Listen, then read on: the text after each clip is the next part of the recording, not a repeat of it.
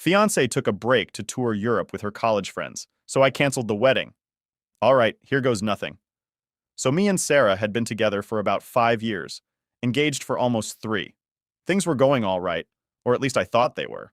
We had a wedding date set, everything was booked, and I was under the impression we were on the same page. Guess I was wrong about that. See, about 6 weeks ago, she tells me she's going on this trip to Europe with her old college friends. It was like a trip of a lifetime kind of deal, or whatever she called it. I was fine with it. I mean, it wasn't like I was going to stop her from going on a trip with her friends, right? In fact, I even drove her to the airport, helped her with her bags, gave her a kiss goodbye, and wished her a fun time. That's when she hit me with it, the whole, we need to take a break thing. Now, it wasn't like she said, let's sit down and talk about things. Nope. She just drops it on me as we're walking to the security line like it's no big deal. I remember thinking, what the hell do you mean, a break? But before I could even respond or ask questions, she's off in the line, waving goodbye, and that was it. I didn't even process it fully at first. I got back in the car and drove home, thinking it was maybe some weird comment she made because she was nervous about the trip. But then I started calling her, just to check in. And guess what? Blocked. Like, straight up blocked on everything. I couldn't call her, text her, nothing. I checked social media to see if maybe she posted something or gave an update on her trip. Blocked there too. That's when it started to sink in that this whole break thing wasn't some casual comment. She meant it. She really just left for Europe and decided to cut me off without even talking about it.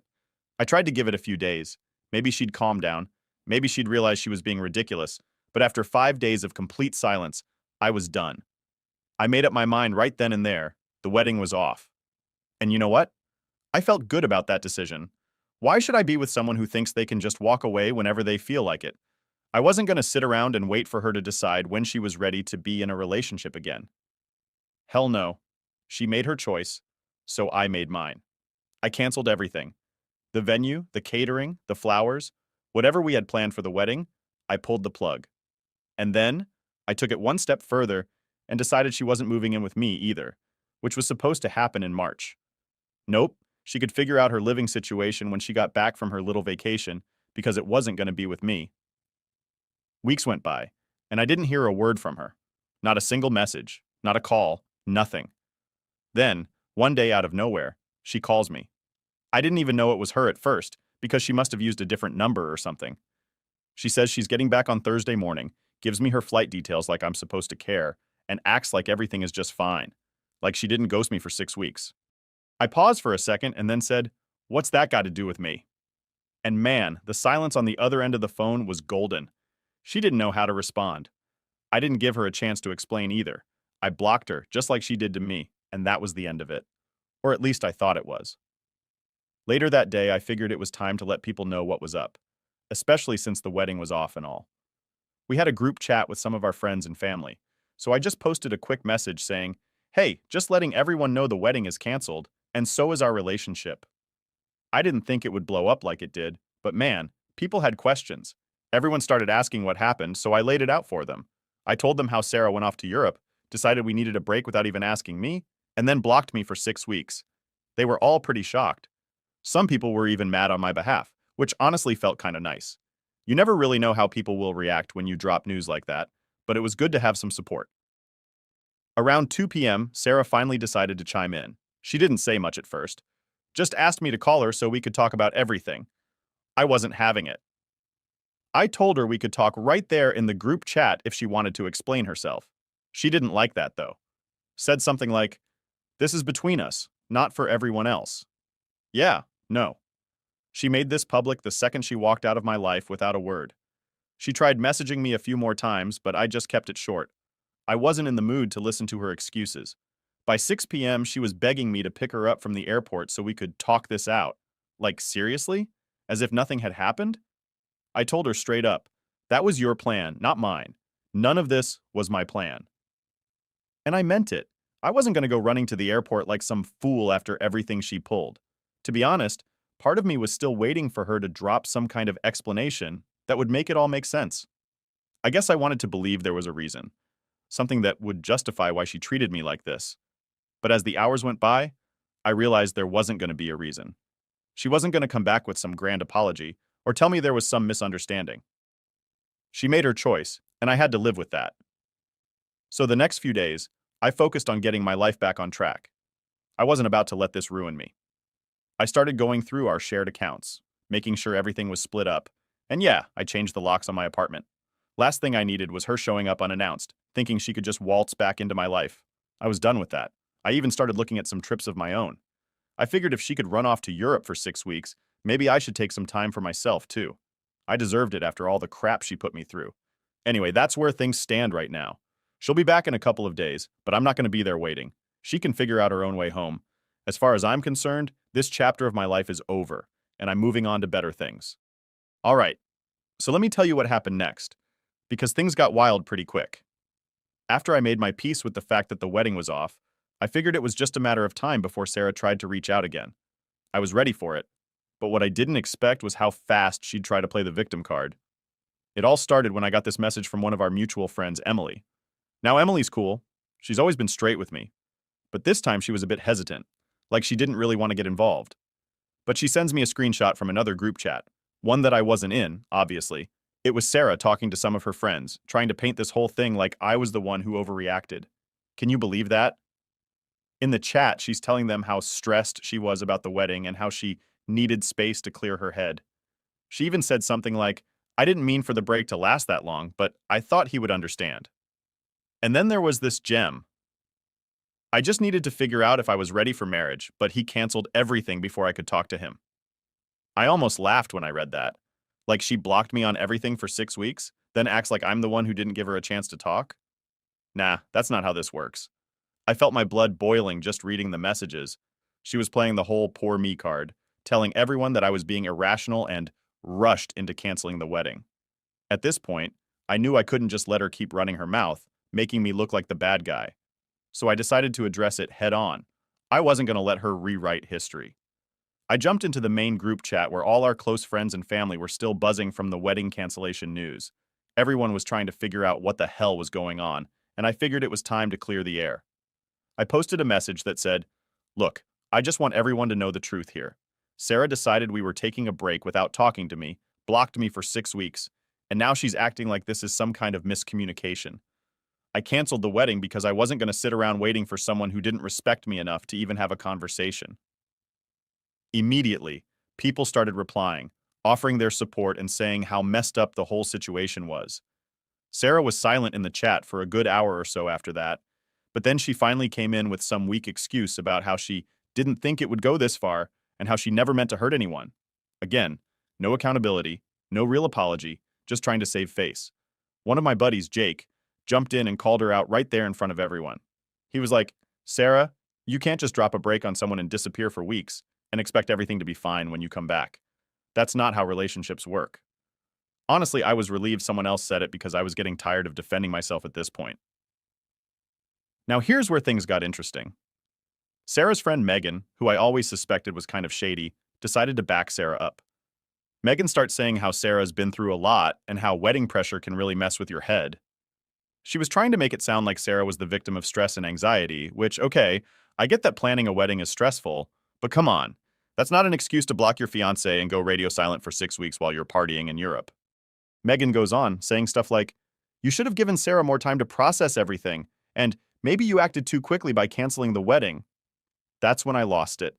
I wasn't about to sit there and listen to some third-party person who wasn't even in the relationship try to tell me how to handle it. So I replied, Megan, with all due respect, you don't know the half of it. This isn't about wedding stress. It's about the fact that Sarah blocked me, cut me off completely, and didn't bother to talk to me once during the whole trip. I tried. I called, texted, and got nothing. How much more time was I supposed to give her?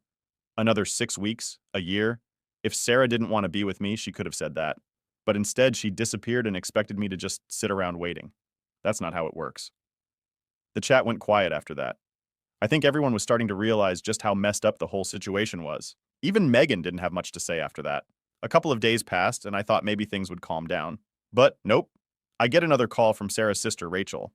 Now, Rachel and I had always gotten along pretty well, so I figured maybe she was calling to check in or something. But as soon as I answered, she went straight into, Why did you cancel the wedding without talking to Sarah first? I was stunned. I didn't expect Rachel to take Sarah's side, especially after everything. I told her, Rachel, your sister blocked me. How was I supposed to talk to her when she literally cut me off? Rachel didn't really have an answer to that, but she kept pushing, saying Sarah was heartbroken and that I should have waited for her to come back and talk things through. At that point, I had enough. I told Rachel straight up, "Look, I get that you want to defend your sister, but what she did was wrong. She didn't give me any say in the whole break thing, and I'm not going to wait around for someone who doesn't respect me. If Sarah wants to explain herself, she knows how to reach me. But I'm not going to be the one to fix this." Rachel tried to say more, but I just told her I had to go and hung up. I wasn't about to keep having the same conversation with every single person Sarah sent my way. That night, I got another message from Sarah. This time, she was apologizing. Well, sort of.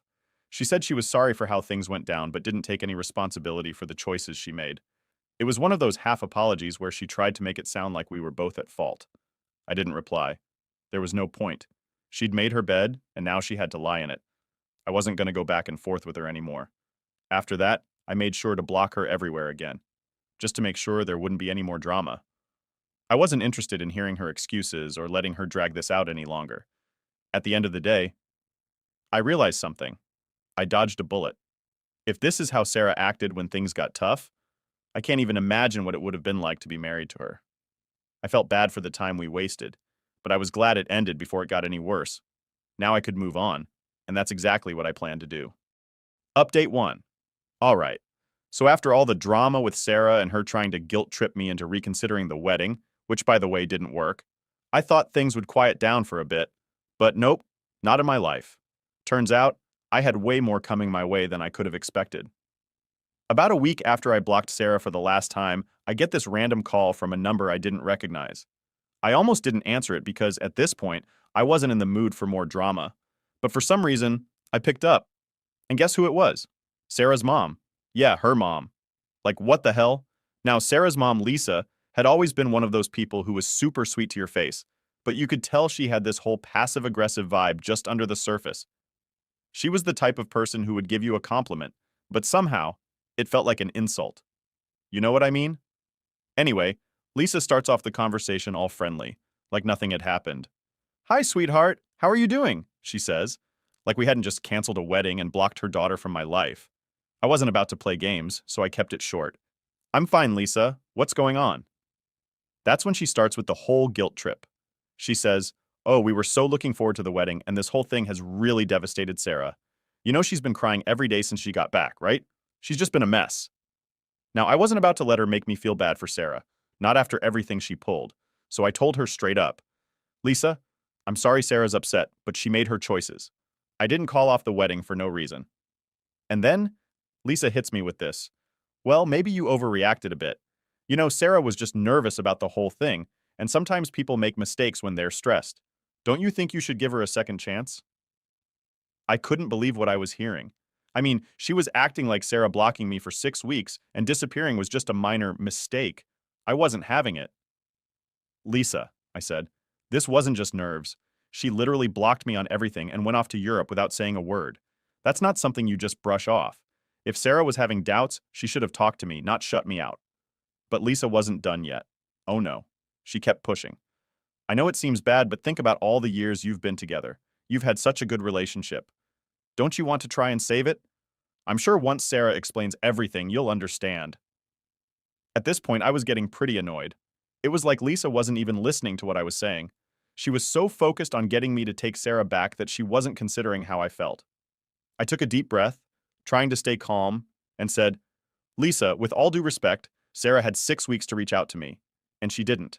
I've already made up my mind. The wedding is off, and that's final." I thought that would be the end of it, but Lisa wasn't done yet.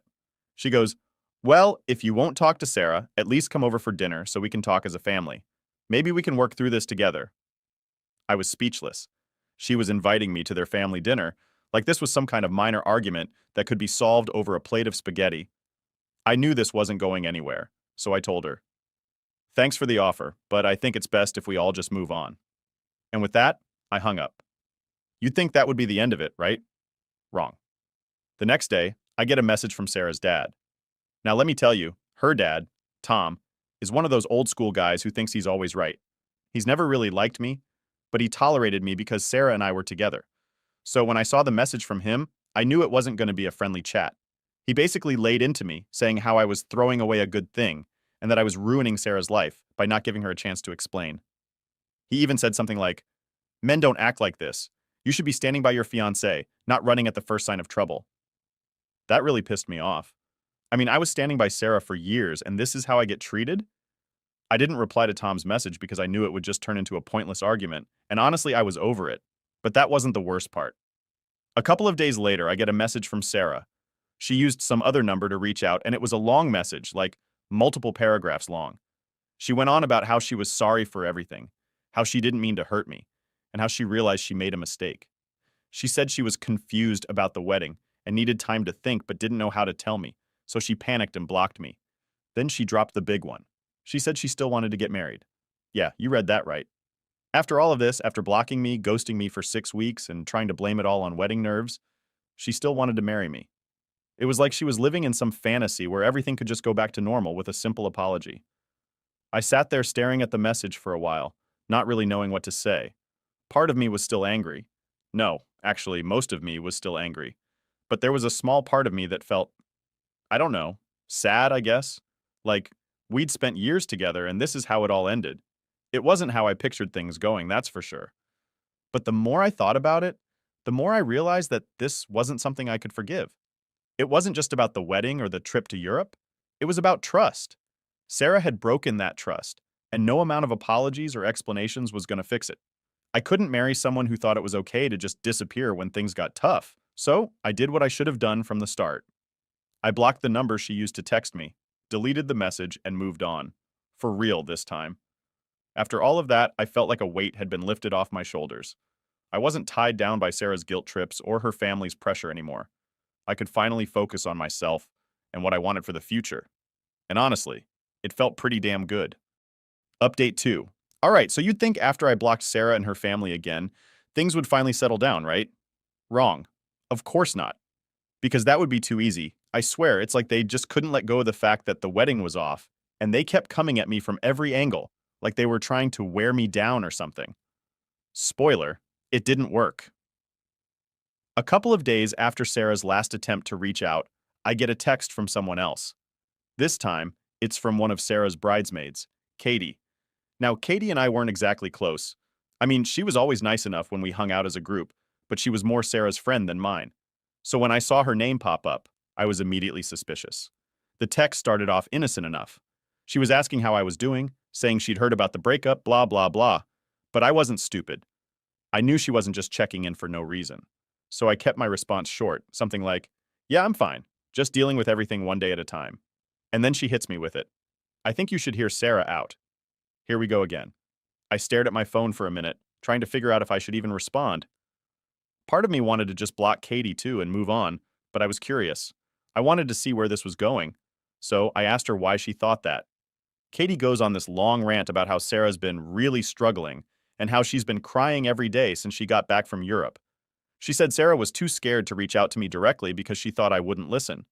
Apparently, Sarah had been telling her friends that she messed up big time, but didn't know how to fix it. I sighed, feeling that frustration bubble up again. "Katie, I've heard all of this already. I gave Sarah chances to explain herself, and she didn't. She blocked me for 6 weeks and then expected everything to be fine when she got back. That's not something I can just forget." Katie tried again, saying how Sarah just needed space and didn't mean to hurt me. But the more she talked, the more I realized what was really happening. Sarah had sent Katie to do her dirty work, thinking maybe I'd listen to someone else. It was like she didn't even have the guts to face me herself anymore. I was done. I told Katie, "Look, I appreciate you trying to help, but this isn't something that can be fixed with a few apologies. It's over, and that's it." I could tell she wanted to keep pushing, but I didn't give her the chance. I blocked her right after that, and then, just when I thought I was finally in the clear, I get another message. This time, it's from one of Sarah's cousins, Mark. Now, I hadn't heard from Mark in months, and out of nowhere, he's texting me, asking if we can meet up to talk about everything. At this point, I was so fed up with everyone trying to drag me back into Sarah's drama that I almost didn't respond. But curiosity got the better of me. I wanted to know what angle Mark was going to come at me with, so I agreed to meet him for coffee. When I showed up at the cafe, Mark was already there, looking a little nervous. We sat down, and after some awkward small talk, he finally got to the point. "Look, man, I know this whole thing with Sarah has been a mess. I just wanted to check in with you and see if there's any way you two could work things out." I almost laughed. Mark, it's done. There's nothing to work out. She made her choices and I made mine. He looked uncomfortable, like he knew he was about to say something I wasn't gonna like. Yeah, I get that. But here's the thing. Sarah's been talking about how she thinks she made a mistake. And, well, she's been hinting that maybe you guys could try again if you gave it some time.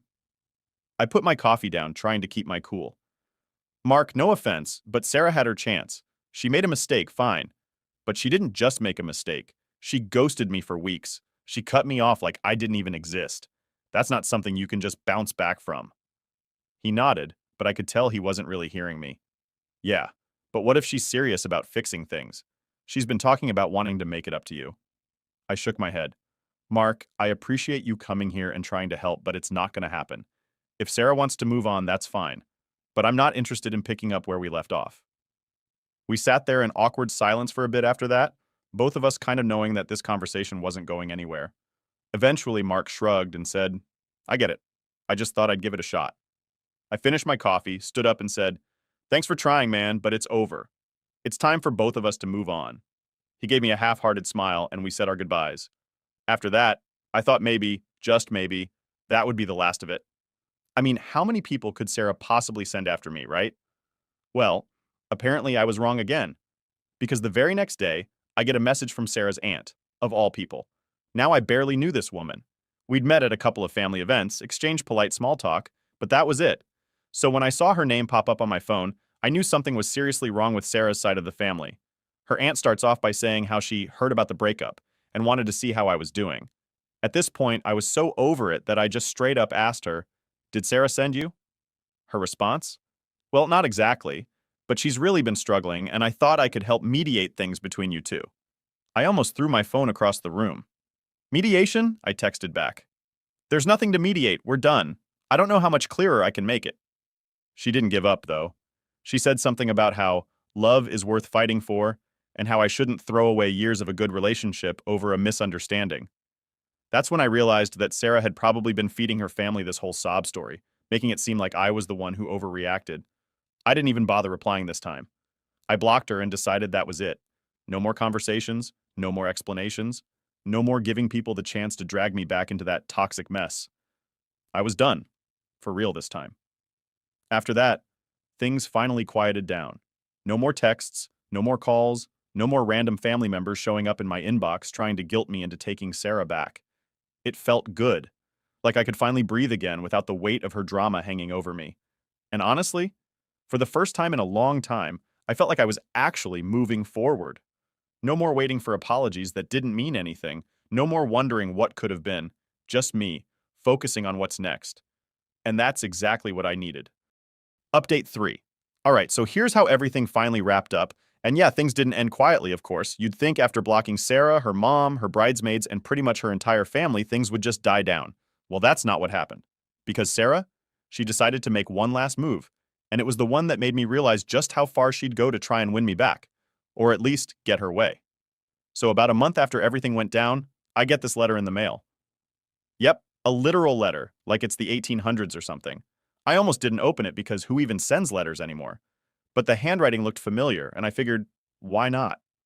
Maybe it was some final attempt from Sarah, but honestly, I wasn't expecting anything too crazy. Boy, was I wrong. I opened the letter, and it was this long, handwritten message from Sarah, like pages long. She poured her heart out, saying she missed me, she regretted everything, blah, blah, blah. But here's the kicker. Wait, I can't say that. Here's the wild part. She didn't just say she was sorry. She started talking about how she wanted to meet up again and how she still had the key to my apartment. Let me repeat that. She said she still had the key to my apartment, the same key I had completely forgotten she even had. My stomach dropped. I mean, I'd already changed the locks once when this all started, but I hadn't even thought about the fact that Sarah might still think she had access to my place. I immediately got up, checked the locks, again, and started thinking about what to do next. But that's not all. The letter wasn't just some apology. She was basically laying out a plan for how we could start fresh. She said she'd been talking to her mom about how we should go to couples counseling, and she thought if we could just meet up and talk face to face, we could work things out. At this point, I was more annoyed than anything. Like, she seriously thought this was a good idea? After blocking me, ghosting me, sending her entire family after me, and then acting like I was the one who needed to fix things. I couldn't believe it. But it gets better.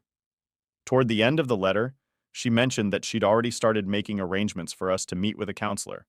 Like she had already booked the appointments without even asking me. The audacity, right? She didn't ask if I was interested, didn't check in with me at all. Just assumed I'd go along with it. I was fuming. I couldn't believe she still didn't get it. After everything, she was still trying to control the situation, still trying to get me to bend to her will. It was like she thought if she just planned everything out, I'd eventually give in. So I sat down and wrote her a letter back. I figured if she wanted to play the old-fashioned game of sending letters, I'd go along with it one last time. But this time, I made things clear. I told her in no uncertain terms that we were done. There was no counseling, no second chances, no meeting up to talk. I told her to return the key, even though I'd already changed the locks again, and that she needed to move on because I sure as hell was. I sent the letter back and felt pretty good about finally shutting that door for good. I thought that was going to be the end of it. But nope. A week later, I get another letter from her. This time it was much shorter. She didn't argue or try to convince me to go to counseling. She just said she understood where I was coming from, but she still thought we should talk.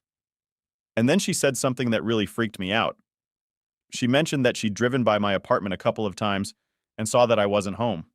She didn't say why she was driving by or what she was doing, but the fact that she was checking up on me like that sent chills down my spine. At that point, I knew I had to do something more drastic. I wasn't about to let this turn into some creepy stalking situation. I called my landlord and asked about getting extra security, maybe even cameras installed. I wasn't playing around anymore. And just when I thought things couldn't get any weirder, I get a call from my mom. Now my mom knew about everything that had happened, and she'd been super supportive throughout all this. But she called me to say that Sarah had visited her, like, showed up at her house unannounced, asking to talk about us. I almost dropped my phone when she told me that. Sarah had gone to my mom's house to try and get her to convince me to take her back. I was pissed.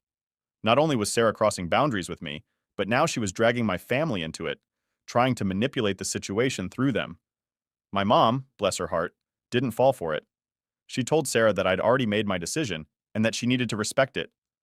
Sarah apparently got emotional and started crying, but my mom didn't back down. She told her that it was time to move on. After that call, I realized I needed to take one final step to end this for good. I filed for a restraining order. I didn't want to, but I felt like I had no choice. Sarah was getting too close, and I needed to protect my space and my family. When Sarah got served with the paperwork, she finally backed off. No more letters, no more visits, nothing. It was like she finally got the message. I didn't feel good about having to go that far, but I knew it was the right thing to do. And honestly, after everything that happened, I learned a lot about myself. I learned that it's okay to stand up for your boundaries, even when people don't want to respect them. I learned that you don't owe anyone endless chances, especially when they've broken your trust. And most importantly, I learned that moving on isn't just about walking away. It's about protecting your peace and your future. So yeah, that's it. That's how it all ended. I'm finally free from all the drama, and I'm moving forward with my life. It wasn't easy, but I made it through. And now, I'm just focused on what's next. No more looking back.